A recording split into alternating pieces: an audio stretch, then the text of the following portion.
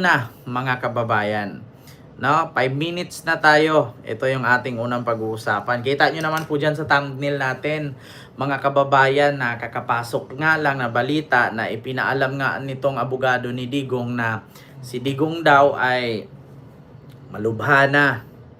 Yeah? Oo, malubha na. Actually, ma'am, hindi po kami lumipat ng bahay o nasa hotel po kami. Malubha na po si Digong according sa kanyang abogado. Hindi na daw halos makaintindi, hindi na daw makakarinig, at higit sa lahat, hindi na daw halos makakagalaw. Yun ang sabi ha. Kasi ang idinahilan po nila, mga kababayan, kaya hindi po maka-attend sa hearing ngayong September 23, at ang hearing nga daw ay ipopospone dahil sa kadahilanan, mga kababayan, according sa kanyang abogado, na malubha na daw ito, malala na kondisyon ng nagdadahilan lang yan. Kaya nga, Sir Jonathan, pero sa totoo lang, Sir Jonathan, parang ganun na nga, mapupunta na nga. Alam nyo, sa totoo lang, ang masamang damo matagal mamatay. Oo. Ito ha, mga kababayan. Ito yung ating uunahin, yung patungkol nga dito kay Digong. Kasi sa totoo lang, mga kababayan, sinabi po mismo ng abogado ni Digong, eto. Diyos ko po, mga kababayan. Eto, hanapin natin ito. Kung ano ang ito. According nga sa abogado ni Digong, mga kababayan, papauwiin na nga daw nila sa Pilipinas, kasi si Digong po ay malala na. Sa madaling salita, mamamatay na. Hindi ko naman sinabi ngayon. Kasi hindi naman po ako naniniwala na ang masamang damo, mabilis mamatay. Matagal po. Kaso nga lang, mga kababayan, Ma'am Junalyn Yukawa, happy birthday po. Sa iyo dyan, Ma'am Junalyn Yukawa. Good health, success, blessings, no? At mabuhay ka hanggat gusto mo. Happy birthday. Ma'am Fatima Mix Vlog, and may love shout out. So ito po, mga kababayan, ipinakita ko po sa inyo muna po ito sa UNTV, no? Reaksyonan po natin. No, so bago ko po i-play ito, mga kababayan, nais ko lang pong iparating sa inyo na hindi po ako naniniwala na si Digong po ay malubhana. Naniniwala po ako na ito'y drama lang. Oo, drama lang yan. Maniwala kayo, mga kababayan. Diyos ko. Ako, mas may tiwala ako sa paggamutan doon sa ICC. Maniwala ako sa paggamutan. Kasi high-tech po ang Europe. Di ba? Kaya itong sabi na hindi, pag halimbawa daw kausapin mo, no, hindi na daw halos marinig. Ngayon pag tinanong mo daw kung kilala niya, hindi na daw halos makaintindi. Ngayon pag patayuin mo daw, hindi na daw makakatayo. So maniniwala po ba kayo? Kaya pala, mga kababayan, na bago umpisahan itong hearing niya sa September 23, nagsabi sila Sara doon na bawal daw mag-update sa kalagayan ni Digong. Bawal daw ipaalam. Ang sabi nila, galing daw mismo sa ICC. Ngayon, nung binasa ko po ang post ng ICC, wala pong sinabi doon na pinagbawalan sila. Bagkus ang nagsabi po na bawal i-update ang kalusugan ay ang mismong abogado ni Digong na si Kaufman. Kasi ito pala ang mangyayari. Ang sabi, wag daw mag-update patungkol sa kalagayan kasi pala ang idadahilan nila ay eto na nga, para hindi maka-attend sa hearing, para hindi matuloy ang hearing, idadahilan nila may sakit. Pakinggan ninyo mga kababayan. Ito po ay mula sa UNTV. Ito po. Lakasan ko lang Sa Marcos administration na pauwiin na. Muling hiniling na Attorney Nicholas Kaufman sa Marcos administration na pauwiin na sa Pilipinas si dating Pangulong Rodrigo Duterte oras sa payagan ng International Criminal Court ang interim release nito. Ayon kay Attorney Kaufman, bunso nito ng patuloy na paghina ng kalusugan ni FPRRD. Umaasa ang defense team na papayagan ng kasalukuyang administrasyon na dito na lamang sa Pilipinas litisin si dating Pangulong Duterte kaugnay ng kanyang kinakaharap na kaso. Buwan ng Agosto na muling humiling ang kampo ni dating Pangulong Duterte ng interim release sa ICC. Nako, dahilan nyo na lang yan para makauwi. Tigilan nyo ako. wag nyo nang pauwiin yan. Nako, alam nyo sa totoo lang pag nakauwi yan, kawawa po ang mga biktima niyan. Ako po'y nananawagan. Wag nyo na pong pauwiin yan. Demonyo po yan. Hayaan nyo po siyang mamatay siya dyan. Deserve niya yan. Demonyo yan. Wag kayo magtiwala dyan. Hindi po yan may sakit. Drama-drama lang nila yan. Bakit? Kasi mahihirapan po sila, mga kababayan, na mahihirapan po sila na, tawag dito, mahihirapan po sila mga kababayan na pauwiin si Digong kasi nga wala na tayo sa, tawag dito, miyembro o pagiging miyembro ng ICC. Ngayon, mga kababayan, pangalawa, ay hindi natin sure, hindi natin alam. Ito, ako, iniisip ko lang, baka kasi paghahati-hatian na yung yaman. Ang problema, paano nga ba paghahatian kung andoon nga yung tatay? Maliban na lang kung dalhin nila yung papel, papirmahan nila doon. Nako, Diyos ko, mga kababayan. Bali-balita ko pa naman, mga kababayan, ay, ito, wait lang ha. Ito mga kababayan, ang balita ko pa ngayon, ito, patungkol kay Sara. Sara Duterte. Diyos ko po, mga kababayan. Kaya nga sinabi ko sa inyo, wag po kayo maniwala dyan kay Digong. Drama lang niya yan.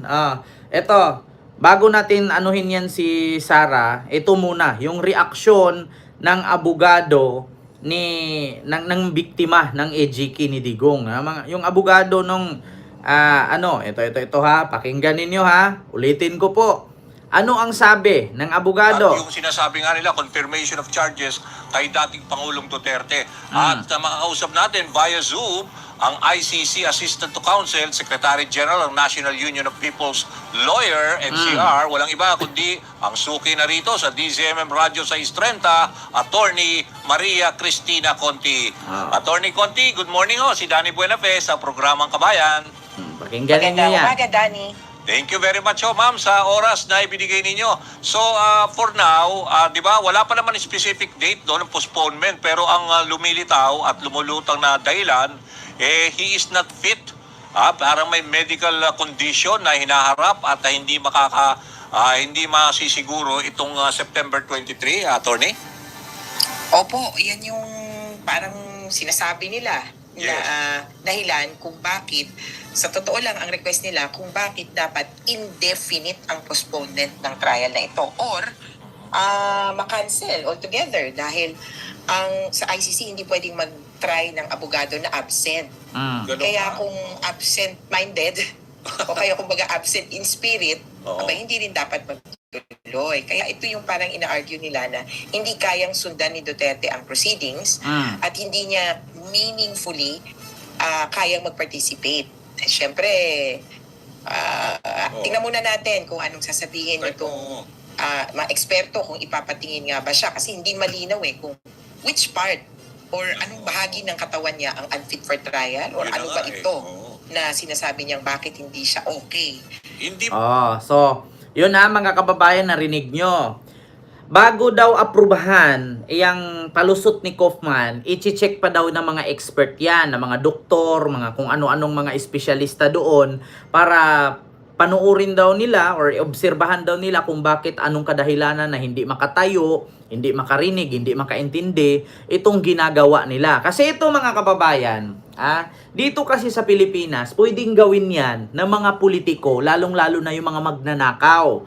Kahit walang sakit, nung nakakasuhan, naka-wheelchair na, tapos yung iba may bracket na sa leeg. Tapos kukuntsabahin yung doktor, sasabihin may cancer, tapos si doktor naman magpipirma doon na yes, may cancer. So ngayon mga kababayan, doon sa ICC, hindi mo po pwedeng may tuberculosis yan, hindi na makasalita dahil sa ubo. Paano kung injikan yan ng panggamot pang tuberculosis, hindi namatay yan? Ngayon, hindi nila pwedeng sabihin din sa ICC na eto may osteoporosis yan, kuba na. Hindi na makaka-street ng tayo kasi may osteoporosis. Paano kung pinainom niya ng isang sakong anlin? Di ngayon, di nabulok tuluyan yung buto niyan at baka magugulat ka hyper yan. Hindi lang yan gagapang, baka pati sa pader, aakyat na yan. Kasi hindi po pwedeng ganun mga kababayan na lukulukuhin mo yung mga doktor dun sa ICC na sabihin mo, ganito po si Digong, hindi po siya makakatayo o makakaharap kasi meron po siyang osteoporosis. O ano pong ibig sabihin ng osteoporosis? Ang osteoporosis po, yan po yung kumbaga parang nakukuba ka. Yung ganun, diba? Yung humihina yung mga buto mo at yung kasukasuhan mo parang nagkukorb. Paano kung ininjikan yan ng gamot pang osteoporosis doon para umistrit yung buto lahat? Di magugulat ka ngayon si Digong, nagiging 6-footers na. Tapos straight na ang katawan, parang lipak. Alam mo yung lipak sa Bisaya, parang kawayan. Hindi na kayo ko, straight na. Bakit? Kasi na-overdose sa pag-inject. Yun pagkadahilanan ng ikakamatay.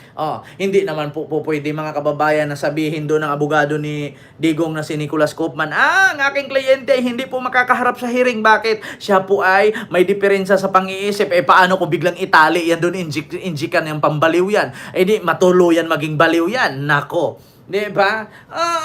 Hindi naman po pwede. Yung aking kliyente kulang sa tsungki, kailangan ng fentanyl. Wala, bawal yan doon. Bawal yung mga ganyan. Nako. Kaya nga sabi ni Attorney Cristina Conte, bago aprubahan yung hiling ni Kaufman na dapat i-postpone daw ang hearing kasi ganito nga ang nangyayari, may sakit, kailangan daw obserbahan na muna ng mga eksperto. Paano kung sinabi, hindi po siya makatayo kasi bumigat po ang kanyang luslus. Paano kung ininjikan yung pampaliit ng luslus, magulat ka, wala ng bayag si Digong, parang kinapon. Di ba?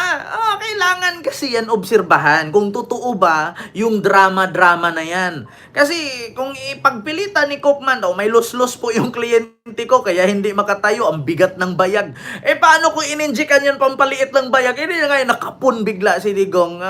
Magulat kapag kinapon yan, di oras. Di ba? Kailangan po niya ng Viagra para lumaki ang tete, lumiit ang itlog. Hindi po pwedeng ganon. Siyempre, observan. Gagawin, alam nyo, DDS lang na doktor yung magaganyan. Doon sa Europa, malamang hindi naman po siguro papayag itong mga doktor sa ICC na ganyan-ganyan na lang. Lulukohin ka sabihin, kulang sa lulo yan, kaya hindi wala ng lakas. Anong advice ngayon ng mga doktor? Maglulo ka lang dyan habang buhay hanggang sa dugo na yung lumabas.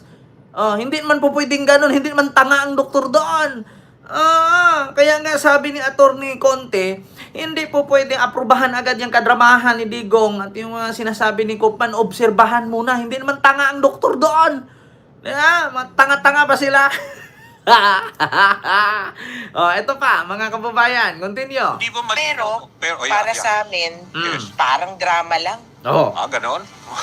Oo, pero ibig sabihin, kasi may narinig akong argumento, pwede naman daw mag-represent yung lawyer na hindi naman siya kailangan physically that he should be there. Pwede naman daw. So, pwede nyo ba i-argue yun? Opo.